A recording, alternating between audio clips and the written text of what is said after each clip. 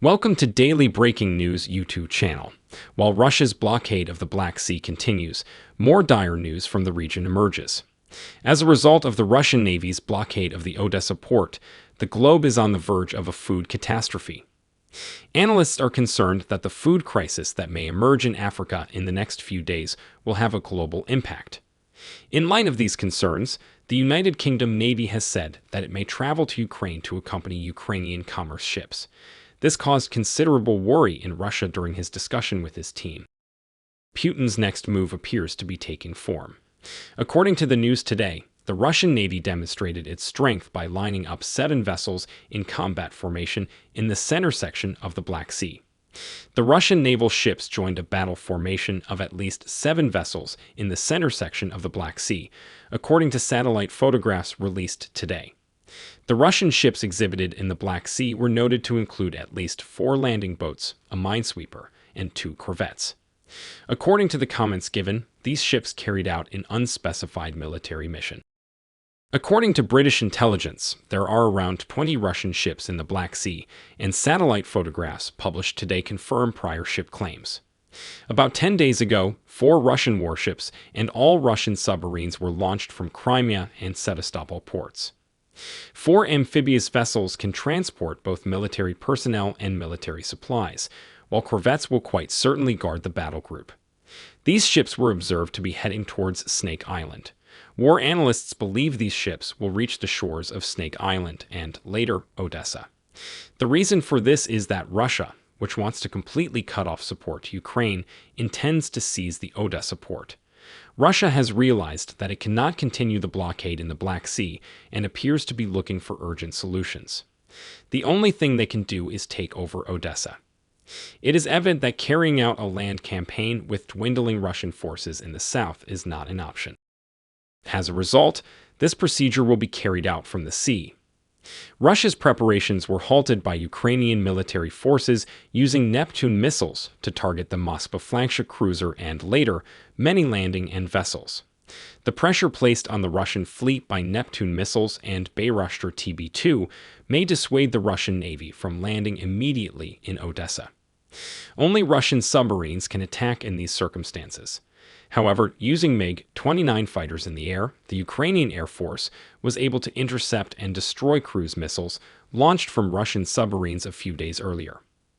Furthermore, in the event of a Russian invasion of Odessa, Ukraine's President, Vladimir Zelensky, has repeatedly ordered upgraded anti-ship missiles such as Harpoon, NSM, and Blue Spear, but the demands have remained unfulfilled until last week.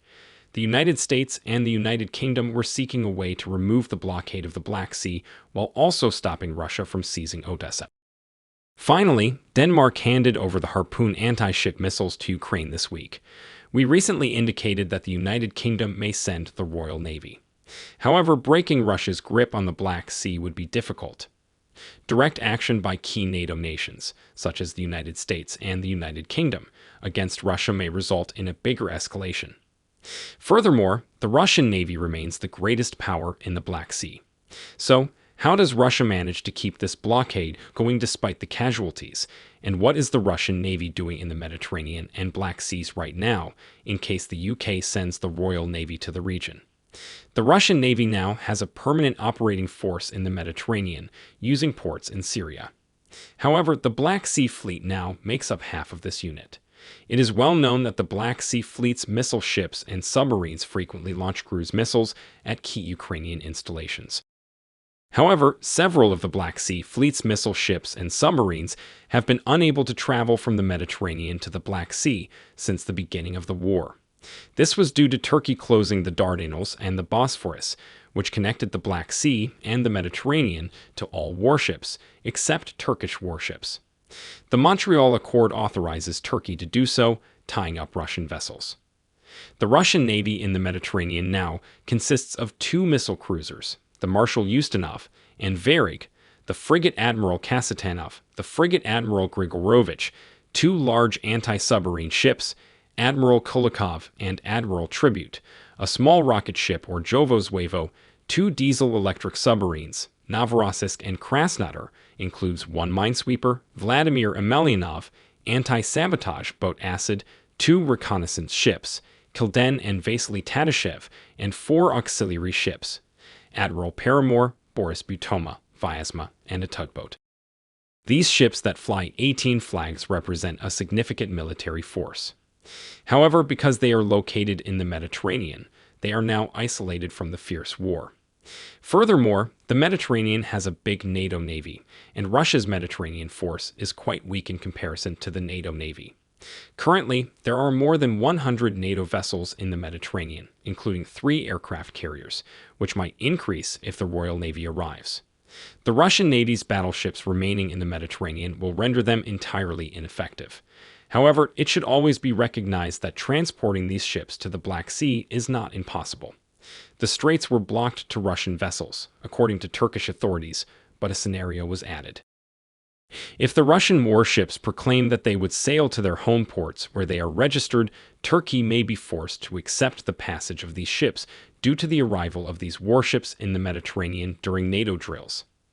Russia dispatched warships to the region at the end of last year and early this year, not wanting to lose its control in the eastern Mediterranean.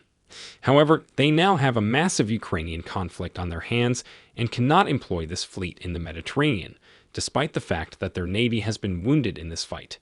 The transit of Russian warships to the Black Sea has another implication, which is the prospect of ships targeting Ukrainian cities with cruise missiles. However, cruise missiles can and have been knocked down by Ukrainian air defense. However, it is well known that there are not enough air defense systems, such as Patriot SAMs, in the country's south. This problem is expected to be largely rectified when the Ukrainian Air Force acquires fighters, as well as a sufficient quantity of NASAMs and Patriot SAMs. There are rising fears that Russia's aggressive invasion of Ukraine may harm millions of people worldwide. Grant Shapps, British Transport Secretary, warned last week that hunger induced by grain and food shortages caused by the invasion might kill more people than the actual combat. This paints a terrifying picture in the minds of the entire world. In Germany, Shapp talked with his Ukrainian colleague, Kuberkov. Shapp subsequently remarked last week on what steps the UK can do and what support it can provide in this respect. I think it's extremely vital that we do this unless there is too much hunger or even famine, which might dwarf the people participating in the fight. When questioned, it is difficult to emphasize how important Ukraine is and how much it is the breadbasket of the globe.